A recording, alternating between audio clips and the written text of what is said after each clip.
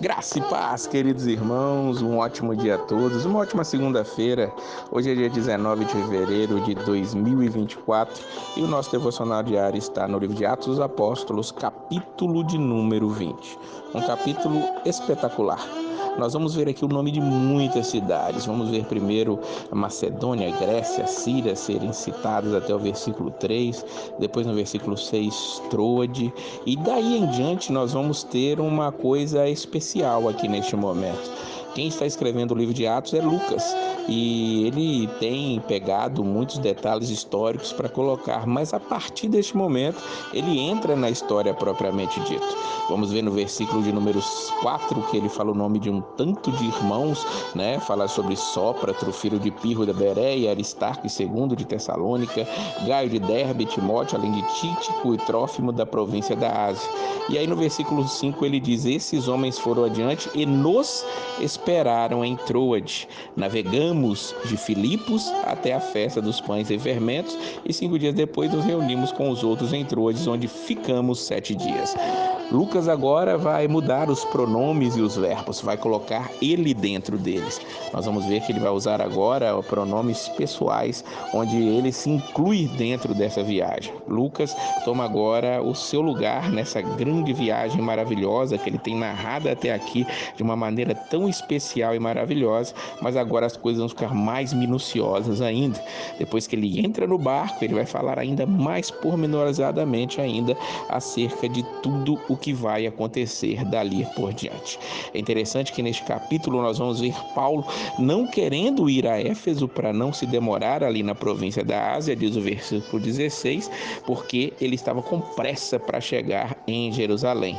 Mas ali ele tinha que se despedir dos presbíteros de Éfeso, que ele tinha deixado ali, formado uma igreja, e agora ele queria se despedir desses presbíteros, e ele ali em Mileto chama-os até a praia ali em Mileto. E eles vêm de Éfeso para lá, diz o versículo do número 17.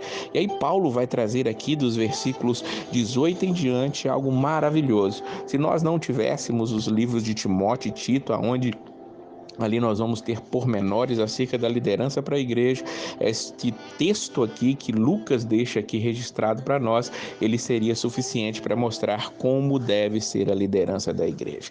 Em primeiro lugar, nós vamos ver que Paulo chama os presbíteros, mas em dado momento ele vai chamá-lo de bispos e falar também que eles pastoreiam a igreja de Cristo. Diz aqui o versículo de número 28, cuidem de vocês mesmos, de todo o rebanho sobre o qual o Espírito Santo os colocou como bispos para pastorearem a igreja de Deus que ele comprou com seu próprio sangue. Então, isso aqui deixa muito claro para nós que presbíteros, bispos, pastores, eles têm a mesma questão de liderança dentro da igreja. Paulo está falando de uma mesma coisa para aquelas pessoas e os chama ali umas vezes de bispos, outras vezes de pastores, outras vezes de presbíteros, sendo que são as mesmas pessoas que estão sendo alcançadas ali naquele momento. Nós vamos ver que Paulo ele vai falar que esteve com aqueles homens e ali pregou o evangelho para eles, e diz aqui o versículo de número 20: não deixei de pregar-lhes nada que fosse proveitoso, mas ensinei-lhes tudo publicamente e de casa em casa.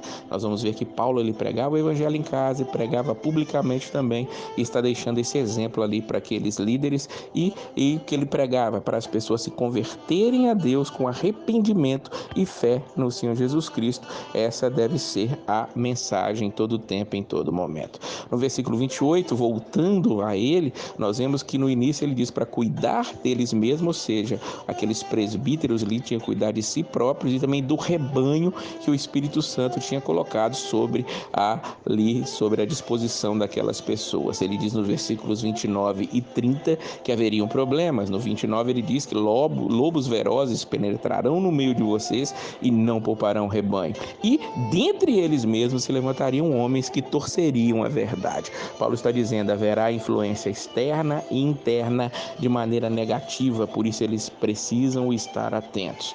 Paulo vai dizer no versículo 33 que ele não cobiçou prata nem ouro de ninguém, mas ele trabalhou para suprir as suas próprias necessidades e aqueles que eram companheiros dele.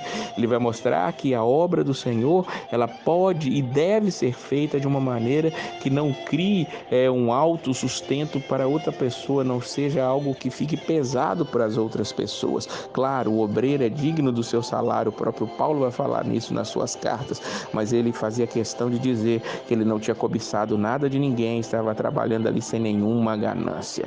Ele diz no versículo 35, mostrei-lhes que mediante trabalho árduo devemos ajudar os fracos, lembrando as palavras do próprio Senhor Jesus que disse, a maior felicidade em dar do que receber.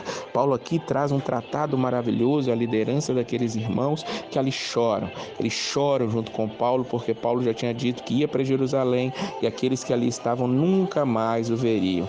Versículo 37 diz que todos choraram muito, abraçando, o beijavam. O que mais entristeceu foi a declaração de que nunca mais veria a sua face. Então, acompanharam até o navio. Lucas entra na história e Paulo se despede dos irmãos de Éfeso que realmente ele não veria mais. Posteriormente, ele vai mandar uma carta para aquela igreja, uma carta maravilhosa que nós estaremos também aqui vendo nos nossos devocionais mais para frente, mas é interessante vermos o cuidado de Paulo com os irmãos. É o mesmo cuidado que nós temos que ter com a igreja e com os nossos irmãos hoje em dia. Que nós possamos aprender com Paulo tudo isso que ele está mostrando para nós, nos ensinando de maneira tão vigorosa através do testemunho da sua própria vida. Que Deus possa nos ensinar isso através dele e que nós possamos crescer nele todos os dias para a glória do nome do nosso Deus. Que Deus abençoe essa semana e a paz do Senhor.